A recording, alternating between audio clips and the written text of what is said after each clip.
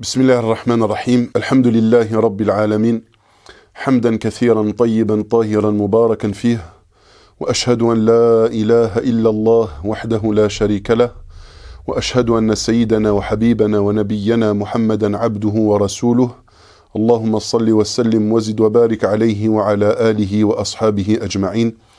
Mes chers frères et sœurs, assalamu alaikum wa rahmatullahi wa barakatuh. On continue par la grâce d'Allah subhanahu wa ta'ala l'étude de la biographie de notre bien-aimé Muhammad sallallahu alayhi wa alihi wa sallam. Et il n'y a pas meilleure biographie que celle de notre bien-aimé Muhammad sallallahu alayhi wa alihi wa sallam. Ce fut la créature la plus aimée d'Allah subhanahu wa ta'ala et la biographie dont on devrait tous s'attarder autant que possible et apprendre autant que possible. Parce que rappelez-vous que parmi les objectifs de l'étude de cette biographie, c'est bien sûr de le connaître, mais surtout de l'aimer, alayhi salatu wassalam, qui est une composante de notre foi. Le fait d'aimer le prophète, sallallahu alayhi wa sallam, nous permet d'augmenter notre foi, de la renforcer, et surtout nous donnera ce privilège, Inch'Allah, d'être réunis auprès de lui au paradis, Inch'Allah. On s'était arrêté à la bataille de Badr. On avait parler rapidement de tout ce qui s'était passé durant cet événement. Et on avait terminé en disant que les conséquences de la bataille allaient être très lourdes. Très lourdes surtout du côté des Mécois. Les Mécois qui étaient, les Quraysh, qui étaient une tribu extrêmement respectée en Arabie et qui étaient sortis pleins de glorioles, pleins d'arrogance à la rencontre des musulmans, pensant qu'ils allaient battre si facilement cette armée qui était peu nombreuse. Et bien sûr, le résultat, comme vous le savez, a été complètement l'inverse. Bien au contraire, ce fut une défaite écrasante, humiliante, honteuse, même pour les Quraysh. Les Quraysh vont retourner à la Mecque avec cette très mauvaise nouvelle, qui est la défaite face aux musulmans. Les rescapés de cette bataille-là vont rentrer à la Mecque, vont devoir annoncer le décès de tous ces grands noms parmi les Quraysh qui sont décédés, Umayya ibn Khalaf, Abu Jahl, etc., qui vont mourir parmi les plus grands noms, parmi les grands dignitaires de la Mecque. Et cette pilule va être très très difficile à avaler. Les Quraysh vont se donner comme objectif de tout faire pour se venger. Venger leur mort et surtout venger et essayer de redorer leur image et leur blason en Arabie. Et c'est ce qui va se passer.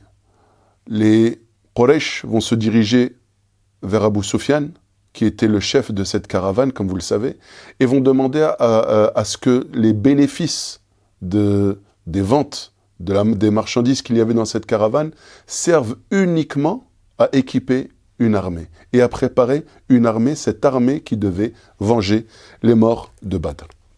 Cela va durer un an de préparatifs, un an pendant lesquels les Quraysh vont nourrir une haine envers les musulmans. Ils avaient déjà une haine qui était déjà nourrie, mais là, elle va s'intensifier. Une envie et un désir de vengeance comme pas possible. Il s'agit là de tout faire pour exterminer les musulmans. Les Quraysh vont lever une armée de près de 3000 soldats, 3000 hommes, énormément de cavaliers, près de 200 cavaliers dans cette armée, qui va composer cette armée. Les Quraysh vont même demander de l'aide aux tribus aux alentours. On a les Khuza'a, les Kinana, ce qu'on appelle les Ahabish, qui vont venir et se réunir avec les Quraysh pour justement monter une armée qui, à leurs yeux, devait être imbattable. C'est vrai que 3000 soldats, à l'époque, en Arabie, dans cette région du monde, et à cette époque, 3000 soldats pour une armée, c'était énorme. C'était vraiment énorme. Donc le but était vraiment de s'équiper, d'être le plus grand nombre pour ensuite se donner toutes les chances pour terrasser l'islam et les musulmans. Durant le mois de Shawwal de l'an 3, nous sommes en l'an 3 de l'Hégire, et durant le mois de Shawwal, les Quraysh vont se diriger en direction de Médine afin d'attaquer les musulmans. Le prophète sallallahu alayhi wa sallam de son côté et les musulmans à Médine, le prophète, les informations lui parviennent en général par l'intermédiaire de son oncle Al-Abbas, qui lui est à Mecca, et qui, comme ça, de temps en temps, envoie des informations à son neveu, afin qu'il se prépare à accueillir les Quraysh. Le prophète, sallallahu alayhi wa sallam, donc, est au courant, c'est que l'armée se met en marche. Et là, qu'est-ce qu'il fait? Et c'était comme à son habitude, et on l'a déjà vu à plusieurs fois, c'est qu'il va réunir les compagnons et il va les sonder, leur demander leur avis. Que pensez-vous? Faut-il préparer une armée, nous aussi, et aller à leur rencontre? Ou bien est-il préférable de rester à Médine et de les accueillir, de les attendre? S'ils attaquent à Médine, ce sera plus facile de répondre à leur attaque. Alors le prophète sallallahu alayhi wa sallam demande l'avis des compagnons. Le prophète sallallahu alayhi wa sallam, lui, était d'avis de ne pas sortir de Médine, de rester à Médine et de les attendre. Si jamais ils tentaient de rentrer dans la ville, eh bien de les accueillir comme il se le doit, bien sûr. Et là, de défendre la ville. Mais des compagnons qui étaient autour du prophète sallallahu alayhi wa sallam, eux, n'avaient qu'une envie, c'était quoi? C'était d'aller au combat. Et parmi ces compagnons-là, il y avait tous ces compagnons qui n'avaient pas pu assister à la bataille de Badr. En se disant, Ya Rasulallah, nous on a loupé cette occasion. Et si vous les avez battus une première fois, on peut les battre une deuxième fois. Allons-y, allons à leur rencontre. Donc ils étaient vraiment très motivés par le fait d'aller au combat, d'aller eux aussi affronter l'ennemi, parce que à la bataille de Badr, ils n'avaient pas pu assister. Donc le prophète sallallahu alayhi wa sallam, lui, donne son avis. Ce sera également un avis qui sera partagé par Abdullah ibn Ubay ibn Saloul, dont on a déjà parlé, celui qu'on a appelé le cerveau des hypocrites, la tête des hypocrites, qui lui aussi était d'avis de rester plutôt à Médine plutôt que d'aller au combat. Mais lui, c'était pour une autre raison, c'était parce que c'était un peu heureux, tout simplement. Le prophète sallallahu alayhi wa sallam, voyant les différents avis et que la majorité des compagnons avaient l'intention, voulaient sortir à la rencontre de l'ennemi et de combattre, le prophète sallallahu alayhi wa sallam va se lever. Il va rentrer chez lui. Il ressortira ensuite auprès de ses compagnons, habillé de cette cotte de maille. Les compagnons vont voir le prophète sallallahu alayhi wa sallam avec la cotte de maille et auront cette impression de l'avoir forcé. Ils diront, Ya Rasulallah, peut-être que nous t'avons forcé ou peut-être que nous t'avons mis dans la gêne. Excuse-nous, nous savons que ce n'était pas ton avis. Si tu veux, nous resterons à Médine. Qu'Allah te bénisse. Et là, le prophète sallallahu alayhi wa sallam dira, il ne sied pas un prophète, une fois qu'il a enfilé sa cotte de maille, de la retirer, tant qu'il ne sera pas allé au combat. Maintenant que j'ai enfilé ma cotte de maille, ce n'est pas pour la retirer, et ce n'est pas pour faire marche arrière. Le prophète, sallallahu alayhi wa sallam, va s'organiser et va faire en sorte de quitter Médine un vendredi. Ce qui va se passer, c'est que ce jour-là, durant un khutbat al-Jumu'ah, le prophète sallallahu alayhi wa sallam va encourager les combattants, va leur rappeler l'intérêt de combattre pour la vérité, de défendre le droit, la justice, leur rappeler les mérites qu'il y a dans le combat fi sabilillah, dans le martyr, etc. En gros, cette khutbah Jumu'ah était là pour encourager les musulmans. Le prophète sallallahu alayhi wa sallam, après avoir fait salat al-asr, va quitter Médine et va se diriger donc vers le nord de Médine. Pourquoi vers le nord de Médine? Parce que les Quraysh ne pouvaient arriver que de ce côté-là. Médine était entourée à l'est et à l'ouest de plaques volcaniques. Ce sont des plaques qui sont très difficilement praticables pour une armée en grand nombre, sur des montures, etc. Donc c'était pratiquement impossible que les Quraysh viennent attaquer par l'est ou à l'ouest. Et le sud de Médine était rempli de palmeraies. C'est-à-dire que si une armée essayait de pénétrer à Médine par le sud, elle perdrait l'effet du nombre. À cause justement de ces palmeraies, de ces différentes plantations qu'il y avait, ça n'aurait pas été efficace. Donc ici, il fallait donc contourner Médine par l'ouest pour ensuite essayer d'arriver par le nord. Donc le prophète sallallahu alayhi wa sallam, lui, va se diriger vers le nord. Il est accompagné de 1000 soldats. En chemin, Abdullah ibn Ubay ibn Saloul, qui lui, comme on a vu, était d'avis de rester à Médine, va réussir à engrainer 300 personnes, c'est-à-dire un tiers de l'armée pratiquement. 300 personnes, et va réussir à les convaincre de faire marche arrière.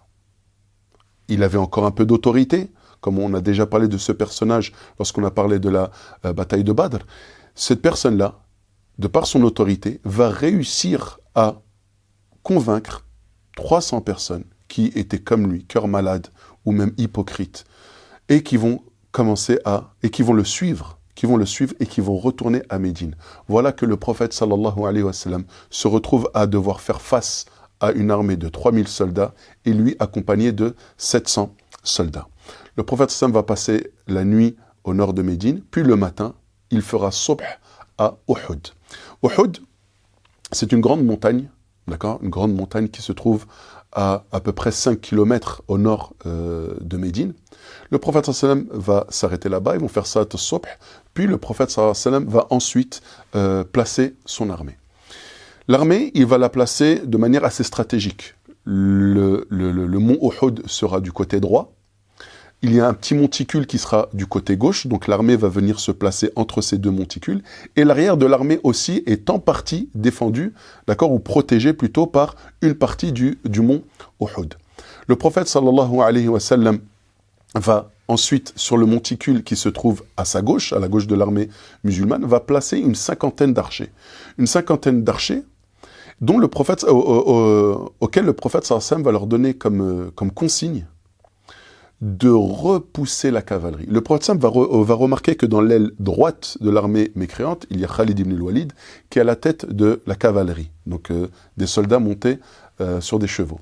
Le prophète sallallahu alayhi wa sallam va observer cela et pour justement éviter toute tentative de la cavalerie, il va placer justement ces 50 archers. Il va placer donc ces 50 archers sous l'ordre et le commandement de Abdullah ibn Jubayr radiyallahu anhu.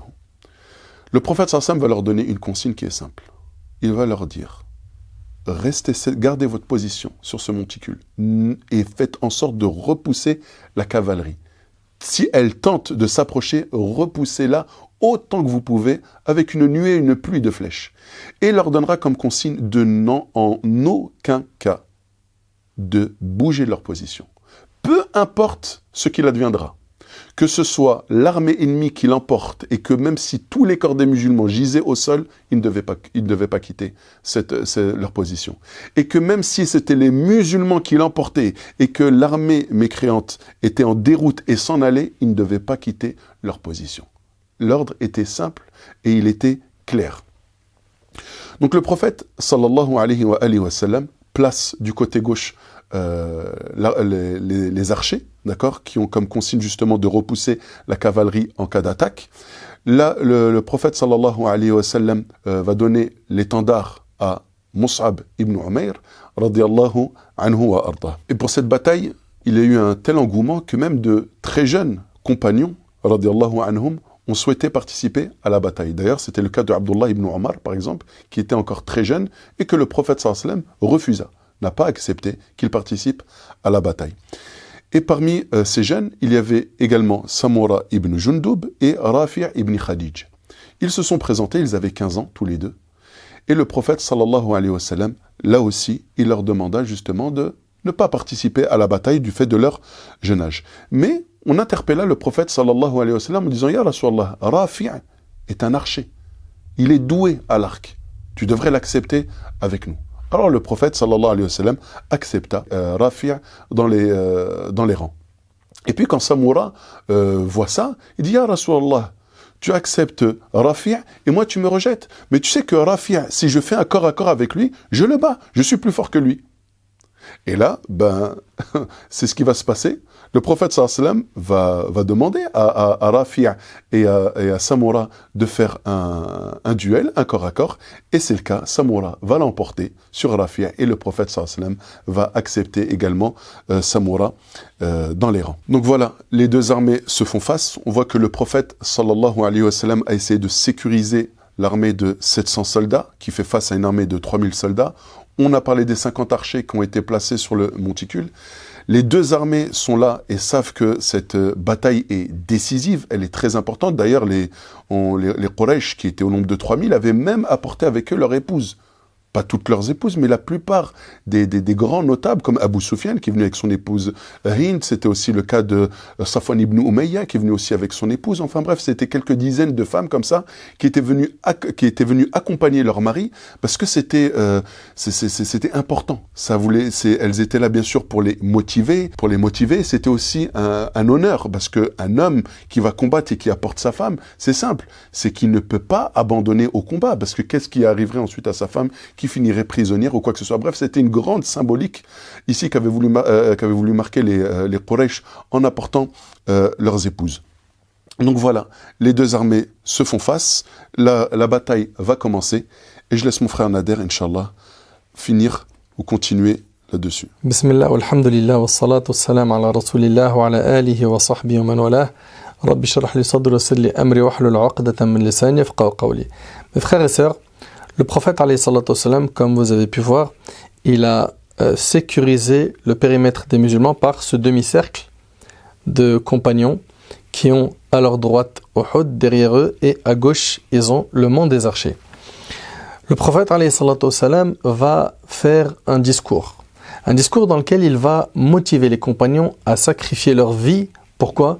Pour que la parole d'Allah subhanahu wa ta'ala soit la plus haute, pour qu'ils aient le paradis al-Firdaus. Le prophète alayhi salatu wassalam, il fait son discours, puis il va placer des chefs de groupe, il va placer à droite de l'armée musulmane comme chef de groupe Al-Miqdad ibn al-Aswad, qui lui, en face de lui, il aura Ikrima ibn Abi Jahl, parmi les Qurayshites.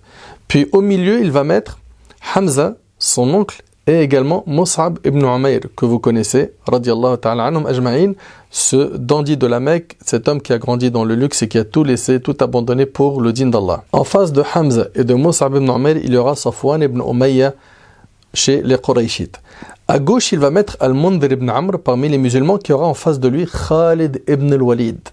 Et Khalid ibn al-Walid, ici, il est positionné, comme vous avez pu comprendre, dans un angle, un axe stratégique, car il a devant lui quoi ? Les archers.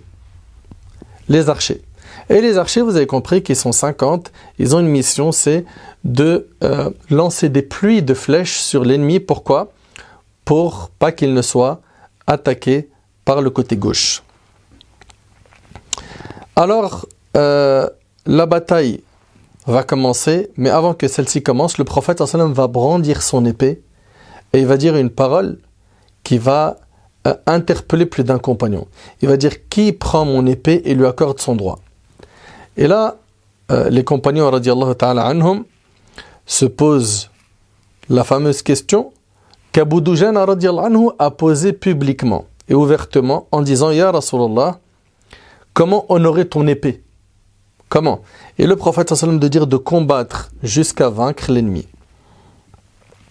Et là, Abu Dujana radiyallahu anhu, il dit: moi au messager d'Allah. Donc Abu Dujana, il prend cette responsabilité de prendre l'épée du prophète sallallahu alayhi wa sallam. Il avait un turban rouge qu'il a sorti, qu'il a attaché autour de sa tête, et il a commencé à marcher en gonflant le torse dans le rang des musulmans. Les compagnons, le voyant marcher avec cette fierté, ils ont compris qu'Abu Dujana radiyallahu anhu, il n'est pas prêt de rentrer chez lui, il veut le martyr. Le prophète en voyant cette démarche, il va dire qu'Allah subhanahu wa ta'ala, il déteste cette démarche, sauf dans ce type d'événement, c'est-à-dire pour impressionner l'ennemi. Et la bataille va donc avoir lieu, mais ils avaient une habitude à l'époque, et vous l'avez vu dans la bataille de Badr, il y a des duels qui sont lancés dans un premier temps, puis après cela, le combat éclate. Donc il va y avoir ici des duels. Il y a eu 3 duels qui ont été remportés par les musulmans. Il va y avoir Talha ibn Abi Talha qui sera devant Az-Zubayr ibn al-Awwam radiyallahu anhu. Az-Zubayr ibn al-Awwam, comme vous le savez, c'est un parmi les 10 à qui il a été promis le paradis. Et la victoire va être très rapide du côté des musulmans. On entendra le takbir Allahu Akbar. Puis il y aura également un duel entre Uthman ibn Abi Talha et Hamza. Et pareil, Hamza va gagner le duel. Et pour finir, il y aura le duel de Uthman ibn Talha et Ali, radiyallahu anhu. Et subhanallah, il va parler avec un ton plein d'orgueil. Il dira: qui d'entre vous est pressé d'aller au paradis? Ali relèvera le duel, il lui coupera la jambe d'un coup d'épée, il suppliera Ali de le laisser en vie, et Ali se contentera de cela car la leçon lui a été donnée. Après le duel, donc on voit ici que l'avantage il est du côté des musulmans. Les musulmans sont confiants, les musulmans ne se préoccupent pas du nombre, ils savent qu'Allah subhanahu wa ta'ala est avec eux, ils sont sereins et ils sont prêts à sacrifier leur vie pour Allah subhanahu wa ta'ala. Il va y avoir donc la bataille où les deux rangs vont se rencontrer et se combattre. Abu Dujana radiyallahu anhu, qui avait, je vous le rappelle, pris l'épée du prophète alayhi salatu wassalam, va rentrer comme un rouleau compresseur dans l'armée ennemie, et chaque personne qu'il rencontrera dans son chemin, il le tuera. Jusqu'à arriver au rang des femmes qui étaient tout au fond. Il y avait Hind à leur tête, et ces femmes-là, elles avaient un objectif, c'était d'animer la haine de l'armée par des chants. Donc Abu Dujana, il va arriver au rang des femmes. Et puis rapidement, on va voir que l'étendard des non-musulmans, il va basculer jusqu'à finir par tomber. Et là, qui sont les personnes qui ont la meilleure visibilité, qui sont ceux qui voient le mieux ce qui se passe sur le champ de bataille? Ce sont, comme vous le savez, les archers qui sont en hauteur. Ils sont sur un petit monticule qui leur permet d'avoir une vue d'ensemble de ce qui se passe. Les Qurayshites vont commencer à prendre la fuite et les musulmans se rapprocher de plus en plus donc, du rang des femmes. Et là, les archers, un grand nombre d'entre eux, vont penser que la victoire est enfin accordée aux musulmans et que c'est terminé. 40 parmi les archers, en voyant que l'armée est en train de fuir et qu'ils sont en train de laisser le butin, ils vont donc se précipiter pour aller ramasser le butin. Pour eux, ça y est, la bataille est terminée. Abdullah ibn Jubayr, qui était ici leur chef, il va leur rappeler l'ordre du prophète alayhi salatu wassalam. Le prophète sallallahu alayhi wa sallam avait dit des paroles qui étaient très claires. Il leur a dit que même si vous nous voyez perdre la bataille, vous ne bougez pas, vous restez à vos places. Repoussez l'ennemi. En aucun cas, vous devez descendre. Et là, 40 parmi eux, ils se sont dit, ça y est, c'est terminé. On peut descendre. Donc, ils n'ont pas fait ça pour désobéir au prophète, alayhi salatu wassalam, c'est un point très important. Ils ont fait cela parce qu'ils étaient persuadés que c'était terminé. À ce moment-là, Khalid ibn al-Walid, qui lui n'était pas encore musulman, et qui était très doué en stratégie de guerre, lui qui avait d'ailleurs tenté par 3 reprises d'attaquer les musulmans par le mont des archers parce qu'il savait que c'était le point faible et il avait été repoussé par les flèches, en voyant les archers descendre, il a dit « c'est l'occasion rêvée, c'est maintenant ou jamais ». Donc Khalid ibn al-Walid va se précipiter et va prendre donc la direction des archers qui sont encore là-haut, il va monter, il va les tuer les 10, puis il va contourner les musulmans. Et d'un seul coup, le prophète, alayhi salam, lui qui était derrière, qui était là en train d'organiser l'armée, qui était en train de donner les directives, le prophète, il voit quoi? Khalid ibn al-Walid, il voit l'ennemi qui arrive avec lui. Et là, le prophète, a 2 choix. Le premier, c'est de fuir. Et le second, c'est d'appeler les gens à l'aide, mais en faisant cela, il va faire quoi? Il va attirer l'attention des Qurayshites qui ne savent pas où est leur ennemi. Car pour eux, c'est l'ennemi public à abattre. Donc, le prophète sallam, il va choisir plutôt l'option 2, qui est d'appeler les gens à lui. Et il dira, à moi les compagnons, venez à moi, je suis le messager d'Allah, venez à moi. Pendant ce temps-là, le prophète alayhi salatu wassalam, il va voir autour de lui 10 compagnons. Subhanallah, les musulmans, ils étaient loin en train de ramasser le butin, et le prophète sallam ici, il a autour de lui 10 compagnons, qui sont autour de lui. Le prophète sallam, il s'adresse à eux en disant, qui me protège et il a le paradis. Et là, ils se sont tous mis face à l'ennemi. Comme on vous a dit, pourquoi? Pour repousser le mal qui pourrait toucher notre bien-aimé Muhammad sallallahu alayhi wa sallam. Le prophète alayhi salatu wa sallam, il regarde ses compagnons et il prend conscience que c'est la dernière fois qu'il va les voir. Ses 10 compagnons, ils sont autour de lui et il ne leur reste que quelques instants.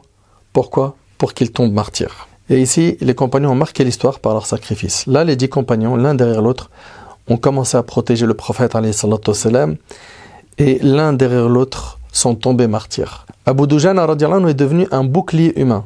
Et il a été violemment blessé par des coups de flèche, de sabre, de lance. Et il défendait le prophète, alayhi salatu wassalam, pour que rien ne touche notre bien-aimé, sallallahu alayhi wa sallam, qui, vous le verrez par la suite, lui-même, le prophète, sallallahu alayhi wa sallam, il a été fortement blessé pendant cette bataille.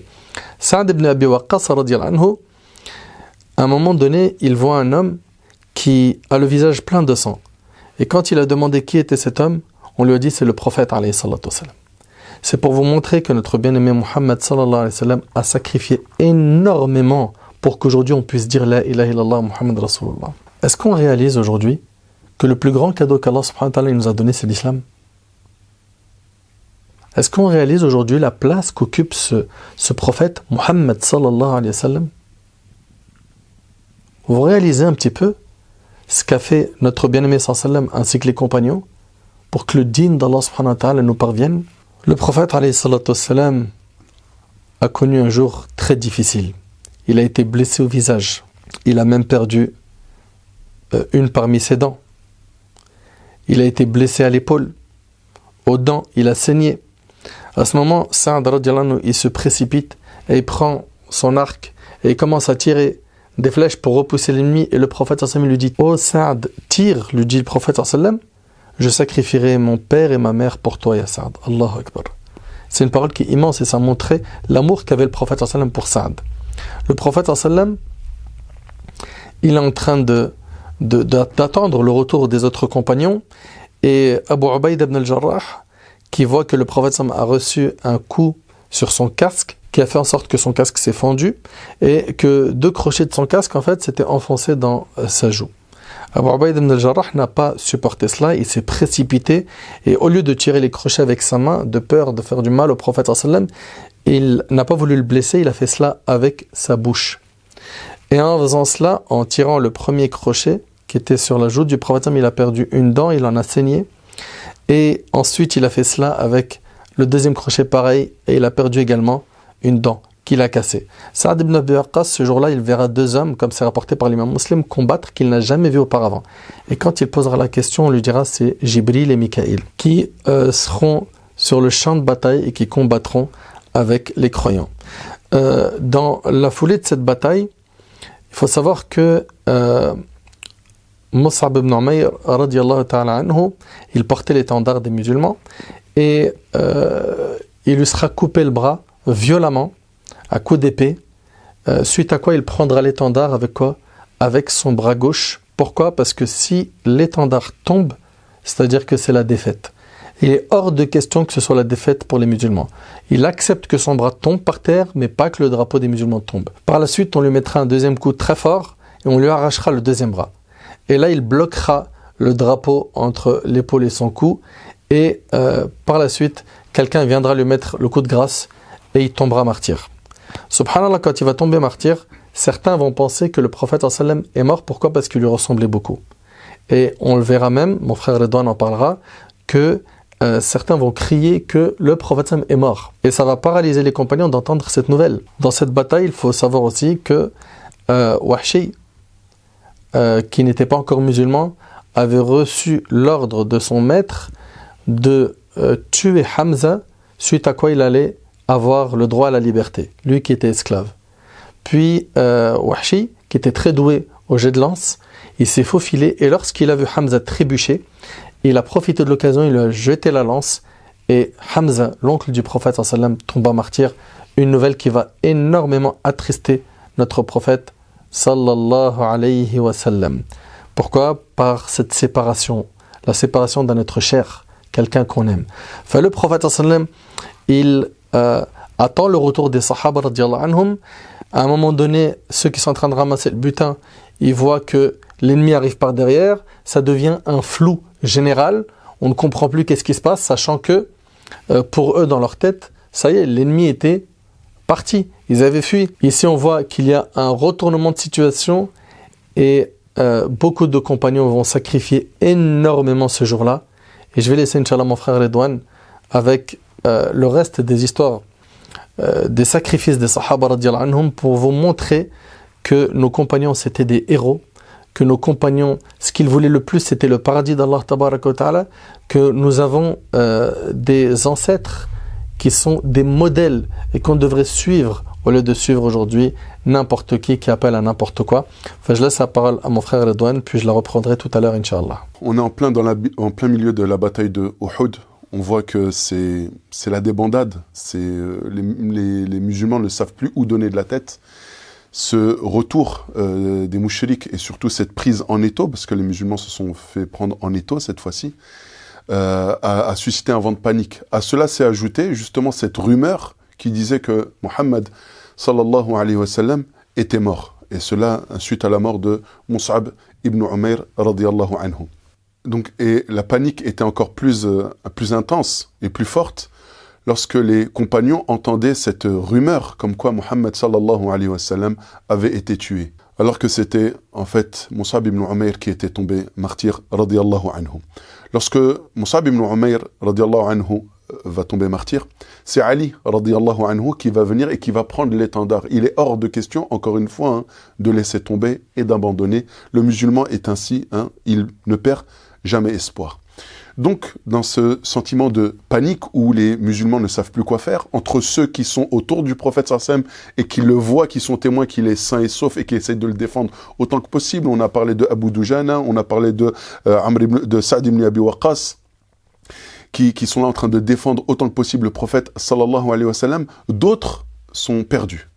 D'autres pensent que le prophète sallallahu alayhi wa sallam est décédé. Mais ils ne vont pas baisser les bras pour autant. C'est le cas de Anas ibn Nadr, qui est l'oncle de Anas radiyallahu anhu, le fameux compagnon du prophète sallallahu alayhi wa sallam qu'on connaît. Donc son oncle Anas ibn Nadr, lui il est là, il voit que pour lui c'est la panique. Il prend son courage à deux mains et il se lance directement face à l'ennemi. Sa'd ibn Mu'adh qui le croise et qui lui dit « Mais où vas-tu ainsi? Où vas-tu ainsi ?» Il dit « Ah Sa'd, je sens l'odeur du paradis. Je sens l'odeur du paradis, je peux la sentir ici, là, auprès de Uhud. » Et sur le chemin, en se dirigeant vers l'ennemi, il croise quelques personnes parmi les Muhajir et les Ansar qui sont complètement perdus. Il leur dit « Mais qu'est-ce que vous faites? Qu'est-ce que vous faites? Venez combattre !» Il dit « Mais t'as pas entendu? Mohammed sallallahu alayhi wa sallam est décédé. Il est mort. » Il dit « Mais qu'attendez-vous de la vie maintenant? Qu'attendez-vous de la vie sans Mohammed sallallahu alayhi wa sallam? Levez-vous et combattez et mourrez pour la même raison, pour la même cause pour laquelle est mort votre messager sallallahu alayhi wa sallam. » Anas radiyallahu anhu, il dit que après la bataille, lorsqu'ils vont récupérer les corps des martyrs, il dira qu'il était criblé de blessures. Plus de 70 blessures, que ce soit des coups d'épée, que ce soit des flèches, des coups de lance, etc.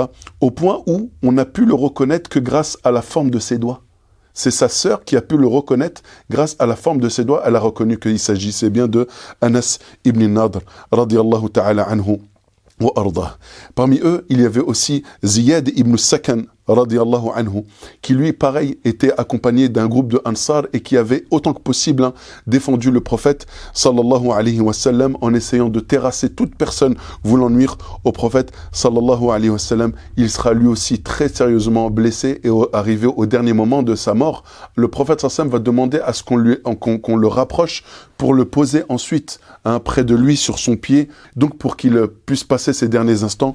Et là, ce compagnon, radiyallahu anhu, quitte le bas monde alors qu'il est au contact de notre bien-aimé sallallahu alayhi wa sallam. On peut imaginer la joie de cet homme lorsque l'ange de la mort est venu récupérer son âme alors qu'il est au contact de notre bien-aimé sallallahu alayhi wa sallam. Mais est-ce que c'était juste les hommes? Est-ce que ce n'était que les hommes qui ont fait preuve de courage? Ou est-ce que même les femmes se sont montrées dignes elles aussi? Eh bien, on a l'exemple d'une femme, Imara, Nusayba, radiyallahu anha. Le prophète sallallahu alayhi wa sallam témoigne lui-même de cette femme-là. Il dit, j'étais au combat, j'étais face à l'ennemi et je voyais Imara à ma droite et qui était là en train de défendre et en train de repousser le coup des ennemis. Elle dit, je me tournais parfois à gauche et je la trouvais aussi à ma gauche venir et me défendre des ennemis. Il lui dit à la fin du combat, il dit, Ya Imara, qui peut supporter ce que tu as supporté? Qui peut supporter ce que tu as supporté, Ya Imara? Et là, il lui dit, Salini, demande-moi. Demande-moi ce que tu veux. Demande-moi, je le demanderai pour toi. Et là, qu'est-ce qu'elle dit, Imara, radiyallahu anha? Parce qu'elle sait qu'elle a donné énormément. Elle a sacrifié de sa propre personne. Elle a fait preuve de dévouement, de loyauté envers le prophète, sallallahu alayhi wa sallam, et pour la cause divine. Et qu'est-ce qu'elle dit? Elle dit, je te demande d'être à tes côtés au paradis, ya Rasulallah. Les blessures que j'ai, c'est pas grave. Ce que j'ai subi, c'est fi sabilillah. Les morts qu'il y aura, sûrement des proches parmi ces proches qui font tomber martyrs, c'est pas gravissime. Ya Rasulallah, ce que je veux, c'est le paradis, être à tes côtés. Ya Rasulallah. Mais ces gens-là ont donné, ont sacrifié, ont combattu, ont fait preuve de dévouement et ils méritent cette place auprès du prophète sallallahu alayhi wa sallam. Zayd ibn Thabit, il nous rapporte, il nous dit qu'à la fin de la bataille, le prophète sallallahu alayhi wa sallam lui demanda d'aller à la recherche de Sa'd ibn al-Rabi'. Sa'd ibn al-Rabi', on a déjà parlé de lui lorsqu'on a parlé de l'Hégire, radiallahu anhu, qui a fait preuve de générosité, d'une immense générosité. Le prophète sallallahu alayhi wa sallam, il dit à Zayd ibn Thabit, il dit recherche, essaye de retrouver Sa'd ibn al-Rabi'. Il dit si tu le trouves, passe-lui le salam de ma part et demande-lui comment il se sent. Zayd ibn Thabit, il dit j'arrive et je retrouve Sa'd ibn al-Rabi' qui est allongé au sol et qui est en train de vivre ses derniers instants, ses derniers moments. Il vient le voir, il lui dit le prophète sallallahu alayhi wa sallam te transmet le salam. Et il te demande comment tu te sens. Sa'd ibn al-Rabi' lui répond et que la paix soit sur le prophète sallallahu alayhi wa sallam. Et dit au prophète sallallahu alayhi wa sallam que je suis en train de sentir, je sens l'odeur du paradis. Et il dit à mon peuple les Ansar, Sa'd ibn al-Rabi' c'est un Ansari, il dit et dit à mon peuple les Ansar que vous n'avez aucune excuse devant Allah. S'il arrive quoi que ce soit au prophète sallallahu alayhi wa sallam et que vous avez la force, ne serait-ce que de cligner des yeux. Tant qu'il vous restera une goutte d'énergie, vous n'avez aucune excuse si jamais il arrivait quoi que ce soit au prophète sallallahu alayhi wa sallam. Abdullah ibn Jahsh, grand compagnon du prophète sallallahu alayhi wa sallam, j'insiste parce que ce sont des noms qui malheureusement on ne connaît pas. On parle de Sa'd ibn al-Rabi', là on parle de Abdullah ibn Jahsh, on a parlé de Abu Dujana. C'est des noms malheureusement qu'on ne connaît pas. Alors que ce sont des noms qui normalement on devrait connaître, dont on devrait connaître ne serait-ce que un peu l'histoire. On ne demande pas de connaître en détail non plus, bien sûr, mais que ce soit des noms que dès qu'on entend, on sait que c'est un des compagnons. Et on dit radiyallahu anhu wa arda. Donc Abdullah ibn Jahsh, il dit ce jour-là, vous imaginez, au début de la bataille, il dit oh Allah, je le jure en ton nom, j'aimerais rencontrer l'ennemi, les combattre et qu'il me combatte, et puis qu'il me tue, et qu'ensuite qu'il me mutile, et qu'il m'éventre. Et lorsque le jour du jugement dernier, je me présenterai comme ça, tu me demanderas, mais pourquoi, mon serviteur? Je dirai, mais c'est pour ta cause, ya Allah. C'est uniquement pour ta cause, ya Allah. Là, le prophète sallallahu alayhi wa sallam est mis en sécurité. Il va ensuite se déplacer petit à petit avec cette escorte qui sont là et qui l'accompagnent, qui le protègent. Et il va monter petit à petit sur le mont Uhud pour se réfugier au niveau des ravines. Et vous savez ce que va faire le prophète sallallahu alayhi wa sallam une fois qu'il va s'installer sur les ravines? Il va s'asseoir et il va attendre que les compagnons viennent et le rejoignent. Et vous savez ce qu'il va faire? Il va faire salat. Vous savez pourquoi? C'est parce que pendant le combat, il y a l'heure de Dhuhr qui est rentrée. Pendant le combat, il y a l'heure de Dhuhr qui est rentrée. Et lorsque eux, ils montent, vous imaginez, ils sont accablés, ils sont fatigués. Le combat, c'est pas facile. À peine, ils trouvent le temps de trouver le repos, de se reposer, de stabiliser un peu la situation. Vous savez à quoi ils pensent? Ils pensent à la prière. Et là, il réunit ses compagnons et assis, le prophète sallallahu alayhi wa sallam va diriger Salat al-Dhuhr avec les compagnons. En plein milieu du combat. Alors qu'il y a encore des combats sur le champ de bataille, alors que les morts n'ont même pas encore été enterrés, alors que c'est la panique et que le danger est encore présent, le prophète sallallahu alayhi wa sallam pense à salat parce que le plus important c'est de la faire à l'heure. Vous imaginez? Non. On se met dans cette situation, pour nous, on aurait dit, ah Rasulallah, on peut faire la prière tout à l'heure, on peut la faire plus tard, c'est pas le moment. Mais non, il n'y a pas d'excuse. Salat, ça se fait à l'heure. Nous, combien d'excuses on a avancé pour retarder nos prières, malheureusement? Le travail, le sport, les compétitions, et je ne sais quoi. Et des raisons encore plus futiles. Partir faire les courses, partir faire les soldes, se promener, aller au parc, etc. Et pour cela, on se permet de retarder la salat. On se donne des excuses comme ça et on se donne bonne conscience à retarder la salat, alors que justement on voit que le prophète sallallahu alayhi wa sallam, lui non, même sur le champ de bataille, le souci qu'il a eu, à peine ils ont pris le temps de se poser, le premier souci c'est on n'a pas fait salat, il faut faire salat. Et nous, alors que nous, malheureusement, encore une fois, cette salat pour laquelle on ne donne que très peu d'importance, et après on se demande pourquoi la foi elle est faible, et après on se demande pourquoi la situation des musulmans est catastrophique, alors que si déjà on donnait plus d'importance à nos prières, à nos engagements vis-à-vis d'Allah subhanahu wa ta'ala, on verrait clairement la différence. Le prophète sallallahu alayhi wa sallam est a fait salat, il est accompagné de ses compagnons. Abu Sufyan, qui est là, qui est, de par son arrogance, vous imaginez encore une fois la scène, il y a des compagnons qui sont tombés martyrs, radiyallahu anhum. Il y en a d'autres qui ont fui, qui sont partis à Médine. Il y en a certains qui ont fui du champ de bataille pour aller à Médine, certains pensant même, étant convaincus que le prophète sallallahu alayhi wa sallam étant décédé, ils partent pour annoncer cette nouvelle catastrophique aux habitants de Médine. D'autres qui accompagnent le prophète sallallahu alayhi wa sallam et qui vont se réfugier au niveau des ravines de Uhud. Abu Sufyan va s'approcher et arriver au pied de la montagne, donc plein d'arrogance. Il est très content, il est heureux. Ça a été c'était une bataille qui a été préparée depuis 1 an. Vous imaginez, ça fait plus d'1 an, même on est au mois de Shawwal, en l'an 3. Ça fait plus d'1 an que cette bataille est préparée, qu'ils rêvent de cette revanche, et voilà que leur rêve se réalise. Il arrive au pied de la montagne, et à 3 reprises, il dira « Est-ce qu'il y a parmi vous Mohammed ?» Lui, en fait, il pose la question parce qu'il a entendu, comme tout le monde, que Mohammed sallallahu alayhi wa sallam a été tué. Mais il veut en avoir la conviction. Et à 3 reprises, il demandera, est-ce que Mohammed est parmi vous? Est-ce qu'il est vivant? Est-ce que Abu Bakr est parmi vous? Est-ce que Omar est parmi vous? Radiallahu anhum. Et le prophète sallallahu alayhi wa sallam dira aux compagnons, leur demandera de ne pas répondre. Et lorsque Abu Sufyan va continuer à parler et va commencer à dire des paroles déplaisantes, là le prophète sallam va demander à Omar de répondre. Lorsqu'il va commencer à dire « U'lu Hubal », que la grandeur appartient à Hubal, que Hubal soit sanctifié, la grandeur appartient à Hubal, en parlant de leur divinité. Et là le prophète sallam dit à Omar, réponds-lui à Omar, et dit que ceux que tu as cherché à tuer étaient vivants, que le prophète est vivant, sallallahu alayhi wa sallam, que Abu Bakr et Omar sont vivants. Et il lui dit de dire, dit Allahu a'la wa ajal. Mais Allah subhanahu wa ta'ala est plus grand et plus majestueux. Puis Abu Sufyan de dire, lana al-uzza, wa la uzza lakum. Et Abu Sufyan de dire, nous avons notre divinité, c'est-à-dire al-uzza, nous l'avons à nos côtés, et vous n'en avez pas. Et là le prophète sallallahu alayhi wa sallam dit à Omar de lui répondre, Allahu maulana, Wala maula lakum.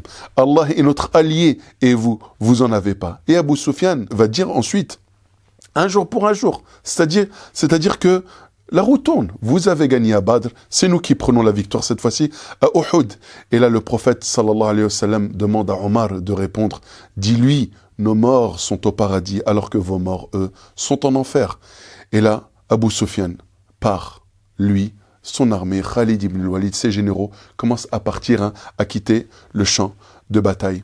Et c'est là où il va falloir faire l'état des lieux. Et je laisse à mon frère Nader la suite, Inch'Allah. Abu Sufyan, il commence à partir. Lui, Khalid ibn al-Walid, le prophète sallallahu alayhi wa sallam, il est inquiet. Il se pose la question, est-ce qu'il se dirige vers Médine pour aller s'emparer de Médine ou est-ce qu'il rentre à Mecca? Donc il va dire à Ali ibn Abi Talib de descendre avant cela, de faire un état des lieux. S'ils ont pris leurs affaires, c'est qu'ils partent à la Mecque. S'ils ne les ont pas pris, il faut vite se précipiter à Médine pour défendre Médine. Puis Ali ibn Abi Talib radiyallahu anhu, après avoir inspecté les lieux, il dira qu'ils ont pris toutes leurs affaires et le prophète sallam va donc faire l'état des lieux du champ de bataille. Subhanallah, le prophète alayhi salatu wassalam, il voit que son oncle Hamza est tombé martyr. Et il voit que les compagnons ont été mutilés. Radiallahu ta'ala anhum. Les femmes des Qurayshites ont coupé leurs nez et leurs oreilles pour en faire des colliers avec les nez et les oreilles des compagnons. Le prophète sallam, il a pleuré quand il a vu son oncle Hamza. Il a vu ses compagnons radiallahu anhum. Et il a fait dua pour eux. Il a invoqué Allah subhanahu wa ta'ala en leur faveur. Il a fait beaucoup d'invocations, il était touché, très touché même. Et le prophète alayhi salatu wassalam a ordonné que les compagnons ne soient pas enterrés au Baqi'a, donc à côté de sa mosquée, mais plutôt ici, à Uhud. 70 parmi les compagnons sont tombés martyrs. Du côté des mouchriquines, il y a eu 22 morts. Le prophète sallam, il les a enterrés donc à Uhud, il ne les a pas lavés, et il a enseigné à la communauté que le martyr est enterré avec ses vêtements, avec son sang, et le jour du jugement, il sera présenté à Allah avec du sang qui a la couleur rouge, mais qui a l'odeur du musc. Sa couleur est celle du sang, mais l'odeur est celle du musc. Il ne priera pas non plus sur eux, mais en revanche, il fera des invocations. Puis le prophète va enterrer les compagnons en donnant la priorité à ceux qui connaissaient le Coran par cœur. Donc il les enterra, alayhi salatu wassalam, et subhanallah, quand viendra le tour de Mus'ab ibn Umayr, son manteau ne suffira pas pour recouvrir son corps, lui qui n'a pas de linceul. Le prophète sallam prendra des plantes vertes afin de recouvrir les parties de son corps qui n'étaient pas couvertes. Ça, c'est un bref résumé de la bataille de Uhud. On aurait pu dire beaucoup plus de choses que cela. Donc la bataille, elle a commencé par une victoire écrasante pour les musulmans, puis après il y a eu un retournement de situation, mais finalement ils ne se sont pas emparés de Médine. Donc on ne peut pas parler d'une défaite à 100%. Et cette bataille contient énormément de leçons. La première leçon, qui est une immense leçon, c'est l'immensité de la miséricorde divine. Subhanallah, Khalid ibn al-Walid a combattu l'islam, puis il a fini par être un parmi les grands compagnons, Saifullah, l'épée d'Allah. Il s'est converti à l'islam plus tard. Hind a combattu l'islam, elle s'est convertie à l'islam. Abu Sufyan a combattu l'islam, il s'est converti à l'islam. Wahshi, il a, comme vous le savez, tué Hamza, puis il s'est converti à l'islam. Et ils ont été nombreux, subhanallah, à combattre le djinn d'Allah subhanahu wa ta'ala, et ils ont fini par devenir de grands et nobles compagnons, radiyallahu anhum ajma'in. La morale ici et la leçon, c'est que quoi que tu aies fait comme péché, ne désespère pas de la miséricorde d'Allah. Allah subhanahu wa ta'ala est pardonneur et miséricordieux. Et si tu viens avec la contenance de la terre comme péché, et que tu n'as pas associé Allah subhanahu wa ta'ala, que tu lui demandes pardon, que tu as toujours espoir en lui, Allah azza wa jalla, il t'amènera sa contenance en absolution. Donc toujours garder en tête la miséricorde divine. Également parmi les leçons, il y a que toute désobéissance à un ordre divin ou prophétique est une cause de défaite. Qu'il faut impérativement que la communauté musulmane se réforme. On voit aujourd'hui beaucoup de musulmans et de musulmanes dire « J'aimerais bien que ça s'améliore dans le monde musulman. » On voit l'injustice, on voit des gens opprimés, on voit ceci et cela. Si nous commençons réellement à s'occuper de notre relation avec Allah subhanahu wa ta'ala, les choses changeront. Inna Allah la yughayyiru ma biqawmin hatta yughayyiru ma bi anfusihim. Allah ne change pas l'état d'un peuple tant qu'ils n'ont pas changé ce qu'il y a en eux-mêmes. Parmi les leçons, il y en a deux que je laisserai, Inch'Allah, à mon frère Redouane, qui sont les sacrifices et la patience face aux épreuves. J'implore Allah subhanahu wa ta'ala de nous accorder une science utile, et j'implore Allah subhanahu wa ta'ala de nous ressusciter en compagnie du bien-aimé alayhi salatu wassalam et des compagnons radiyallahu ta'ala anhum. Donc je vais laisser, Inch'Allah, le mot de la fin sur ces leçons, ces enseignements à mon frère Redouane. Wa akhiru da'wana alhamdulillahi rabbil alamin. Encore une fois, la bataille d'Uhud nous apporte énormément d'enseignements. Et d'ailleurs, le but, si on étudie la vie du prophète sallallahu alayhi wa sallam, encore une fois, c'est aussi pour tirer un maximum d'enseignements. Parmi les enseignements, il y a cette miséricorde dont a parlé Akhinadar juste avant, cette miséricorde divine. Et cette miséricorde divine aussi qui se manifeste à travers le prophète sallallahu alayhi wa sallam. D'ailleurs, Allah subhanahu wa ta'ala le dit « Wa ma arsalnaka illa rahmatan lil alamin » Nous t'avons envoyé que comme miséricorde pour l'univers. Et le prophète sallallahu alayhi wa sallam était justement cette miséricorde aussi qui nous a été envoyée. Qu'est-ce qui s'est passé? Le prophète sallallahu n'était pas de ceux qui étaient motivés par le combat, tuer, se battre pour tuer, etc. On le voit d'ailleurs. Ici, le prophète sallallahu préférait quoi? Attendre que les Quraysh viennent vraiment, et ensuite, légitime défense. Bien sûr, on se défend, c'est normal, on doit défendre Médine. Mais le prophète sallallahu alayhi wa sallam, il va au combat, il est en train de combattre des personnes qui veulent sa vie, c'est ni plus ni moins ça. Les gens veulent que Muhammad ibn Abdillah sallallahu alayhi wa sallam soit mort et rayé de la carte l'islam. Et que fait le prophète? Il est maudit? Pas du tout. Alors qu'il était blessé, alors qu'il avait le visage ensanglanté, il était en train d'essuyer le sang sur son visage. Il disait, mais comment pourrait réussir un peuple qui a ensanglanté le visage de leur prophète? Oh Allah, pardonne à mon peuple, parce qu'ils ne savent pas, ils ne se rendent pas compte.